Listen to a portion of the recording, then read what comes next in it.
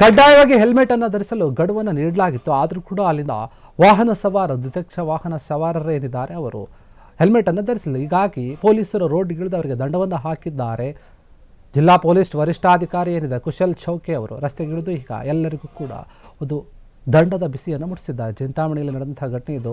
ದ್ವಿಚಕ್ರ ವಾಹನ ಸವಾರರೇನಿದ್ದಾರೆ ಅವರು ಎಷ್ಟು ಬಾರಿ ಹೇಳಿದ್ರು ಕೂಡ ಬುದ್ಧಿ ಕಲಿತಾ ಇಲ್ಲ. ಇನ್ನು ಇನ್ನೊಂದು ಕಡೆ ಚಿಂತಾಮಣಿಯಲ್ಲಿ ಹೆಲ್ಮೆಟ್ಗಳು ಹಿಂದೆಲ್ಲ ಒಂದು ದಿನ ಕಳ್ಳತನ ಆಗ್ತಾ ಇದ್ವು. ಇದಕ್ಕೆ ಸಂಬಂಧಪಟ್ಟ ಹಾಗೆ 500ರಿಂದ 1000 ರೂಪಾಯಿ ದಂಡವನ್ನು ವಿಧಿಸಲಾಗಿದೆ. ಅದರ ಜೊತೆಗೆ ನೀವು ಹೆಲ್ಮೆಟನ್ನು ಧರಿಸಬೇಕು ಅಂತ ಹೇಳಿ ಬುದ್ಧಿಮಾತನ್ನು ಕೂಡ ಹೇಳಿದ್ದಾರೆ ಅಲ್ಲಿನ ಪೊಲೀಸರು. ಇದರ ಜೊತೆಗೆ ಡ್ರೈವಿಂಗ್ ಲೈಸೆನ್ಸ್ ಒಂದು ವೇಳೆ ಇಲ್ಲದಿದ್ದರೆ ಅವರಿಗೆ 3 ತಿಂಗಳವರೆಗೂ ಕೂಡ ಅಮಾನತು ಮಾಡುವಂತಹ ಸಾಧ್ಯತೆ ಇದೆ ಅಂತ ಹೇಳಲಾಗಿದೆ. ಕರ್ನಾಟಕದಲ್ಲಿ ಇತ್ತೀಚೆಗೆ ಇದರ ಒಂದು ಕಟ್ಟುನಿಟ್ಟಿನ ಕ್ರಮ ಕೂಡ ಜಾರಿಯಾಗಿತ್ತು, ಆರಂಭ ಕೂಡ ಆಗಿದೆ. ಪೆಟ್ರೋಲ್ ಬಂಕ್ನಲ್ಲಿ ಹೆಲ್ಮೆಟ್ ಇಲ್ಲದವರಿಗೆ ನೀವು ಪೆಟ್ರೋಲನ್ನು ಹಾಕಬೇಡಿ ಅಂತ ಕೂಡ ಸೂಚನೆಯನ್ನು ಕೊಡಲಾಗಿದೆ. ಹೆಲ್ಮೆಟ್ ಬಳಕೆ ಕಡ್ಡಾಯವಿದ್ದರೂ ಕೂಡ ಬಳಸದೆ ಚಾಲನೆ ಮಾಡ್ತಿರುವಂತಹ ಈಗ ಸವಾರರಿಗೆ ಒಂದು ರೀತಿಯಲ್ಲಿ ಭಯ ಶುರುವಾಗಿದೆ. ಡಿಸೆಂಬರ್ 12ರವರೆಗೆ ಒಂದು ಯಾರು ಈ ರೀತಿಯಾಗಿ ಹೆಲ್ಮೆಟ್ ಧರಿಸ್ತಲ್ಲ ಧರಿಸಬೇಕು ಅಂತ ಹೇಳಿ ಗಡುವನ್ನು ಕೊಟ್ಟಿತ್ತು. ಆದರೂ ಕೂಡ ಇದ್ರ ಬಗ್ಗೆ ತಲೆ ಕೆಡಿಸ್ಕೊಳ್ಳಿಲ್ಲ. ಈಗ ಪೊಲೀಸರೇನೇ ಬೀದಿಗಿಳಿದು ಈ ರೀತಿಯಾಗಿ ದಂಡವನ್ನು ವಸೂಲಿ ಮಾಡ್ತಾ ಇದ್ದಾರೆ.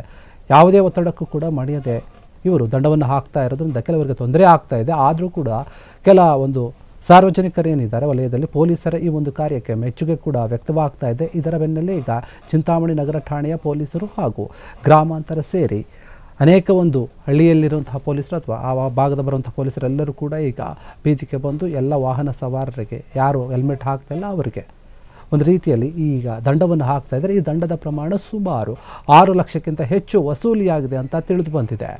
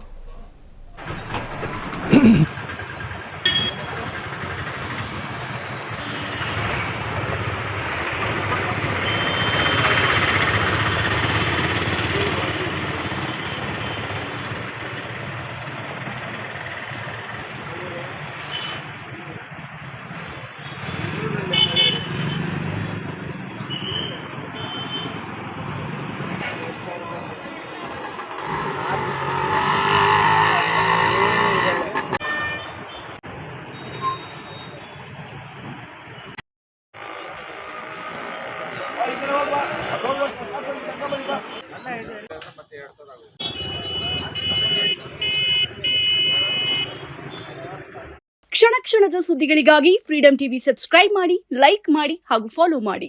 ಹೊಸ ಸುದ್ದಿಗಳ ನೋಟಿಫಿಕೇಶನ್ಗಾಗಿ ಬೆಲ್ ಐಕಾನ್ ಮೇಲೆ ಕ್ಲಿಕ್ ಮಾಡಿ.